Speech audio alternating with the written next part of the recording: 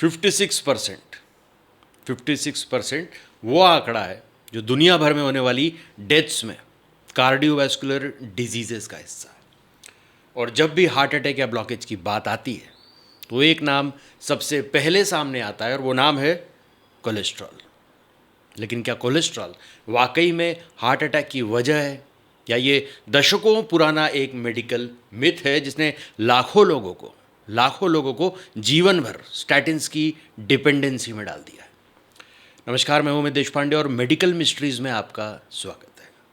और आज हम खोलने जा रहे हैं कार्डियोलॉजी की सबसे बड़ी कहानी, कोलेस्ट्रॉल का सच।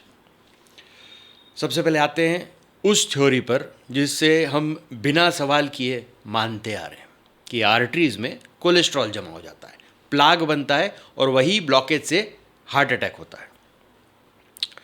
लेकिन क्या ये पूरी कहानी है? आपको बताता हूँ। ये कॉन्सेप्ट पहली बार पॉपुलर हुआ था 1950s में, जब अमेरिकन साइकोलॉजिस्ट एंसल कीज ने अपनी 7 कंट्रीज स्टडी पेश की थी।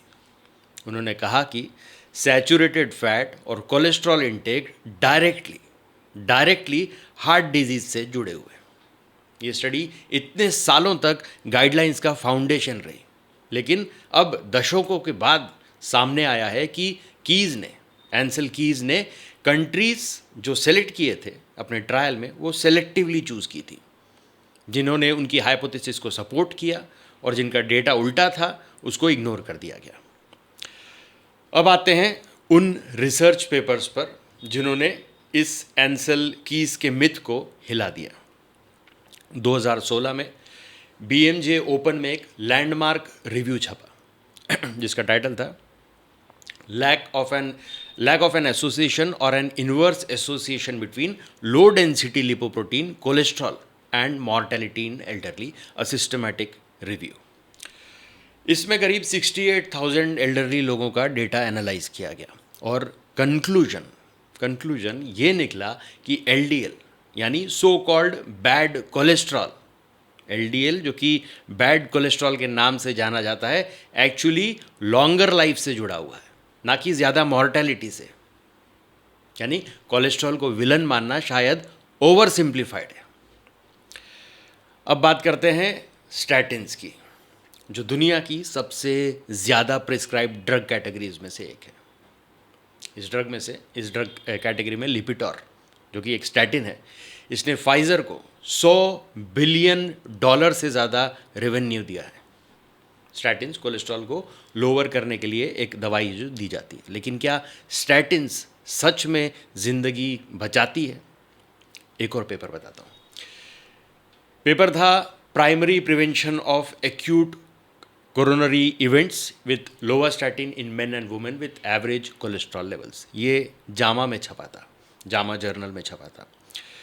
इसने दिखाया कि जिन लोगों को कभी हार्ट अटैक नहीं आया उनमें स्टैटिन्स लेने से एब्सोल्यूट रिस्क रिडक्शन सिर्फ 0.8% था, सिर्फ 0.8%। यानी 100 लोगों को स्टैटिन्स दी जाए तो सिर्फ एक को शायद बेनिफिट मिले। लेकिन स्टैटिन्स के साइड इफ़ेक्ट्स की बात कोई डॉक्टर डिटेल में नहीं करता। Muscle pain, cognitive decline, sexual dysfunction और यहाँ तक कि टाइप 2 डायबिटीज़ का भी रिस्क है इसमें। अब एक 2010 की कोलैबोरेटिव मेटा एनालिसिस के बारे में आपको बताता हूँ। ये मेटा एनालिसिस थी statins and risk of incident diabetes, the Lancet में छपी थी। इसने दिखाया कि long term statin use type 2 diabetes के नए केसेस को बढ़ा सकता है। अब आते हैं एक नए पर्सपेक्टिव पे, इन्फ्लामेशन हाइपोथेसिस। कई कार्डियोलॉजिस्ट और रिसर्चर्स अब मानते हैं कि असली कल्प्रिट कोलेस्ट्रॉल नहीं है बल्कि क्रॉनिक इन्फ्लामेशन है। जब आर्टरीज इन्फ्लेम होती हैं तभी प्लाग्स बनते हैं वल्नरेबल बनते हैं और रप्चर से सडन क्लॉट बनकर हार्ट अटैक होता है। CANTOS trial New England Journal of Medicine में छपा था, landmark study anti inflammatory therapy with canakinumab for atherosclerotic disease. इस पेपर ने साबित किया कि सिर्फ इन्फ्लामेशन टारगेट करने से भी सिर्फ इन्फ्लामेशन टारगेट करने से भी हार्ट अटैक का रिकरेंस रिड्यूस हुआ बिना कोलेस्ट्रॉल लेवल को बदले। अब सोचिए, अगर इन्फ्लामेशन कल्प्रिट है तो सिर्फ कोलेस्ट्रॉल के नंबर्स देखकर स्टैटिन्स देना कितना रेलेवेंट है।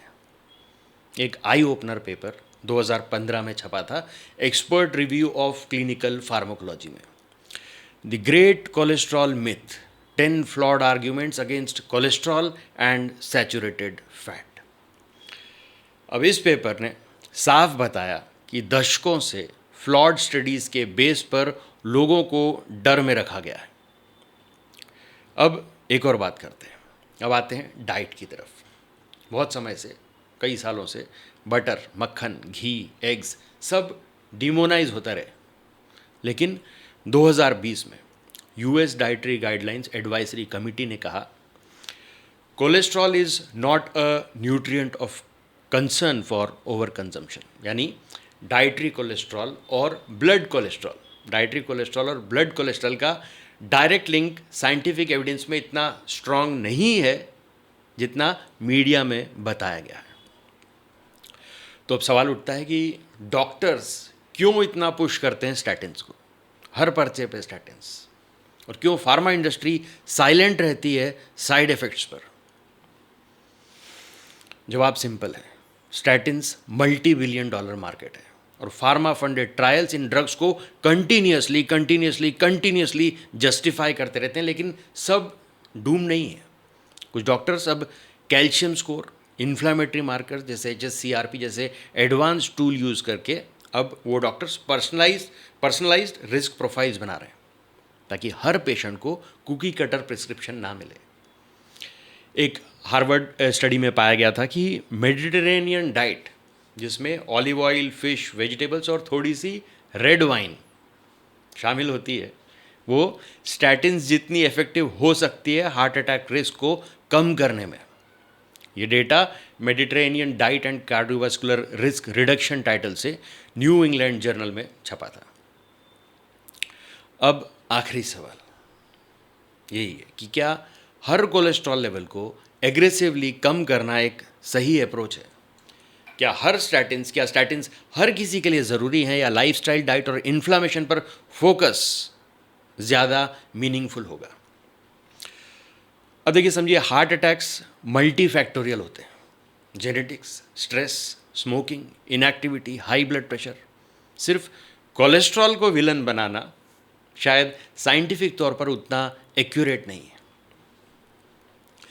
मेडिकल मिस्ट्रीज़ का मकसद है आपको डराना नहीं, आपको एक्विप करना, ताकि आप अपने डॉक्टर से सही सवाल पूछ सकें। स्टैटिन्स आपके लिए कितने ज़रूरी हैं कि आपको लाइफस्टाइल चेंजेस से भी वही बेनिफिट्स मिल सकते हैं? ये सवाल पूछना पेशेंट का हक है। जब आप अगली बार कोई ब्लड टेस्ट करवाएं और कोलेस्ट्रॉल का नंबर देखकर पैनिक हो, तो ये रिसर्च याद रखिए, क्योंकि नॉलेज ही असली सेफ्टी है। मैं हूं अमित देशपांडे और ये थी एक और कहानी, एक और रहस्य मेडिकल मिस्ट्रीज़ के पन्नों से। अगली बार फिर मिलेंगे एक और हिडन ट्रूथ के साथ। तब तक सोचिए, सवाल पूछिए और स्वस्थ रहिए। धन्यवाद।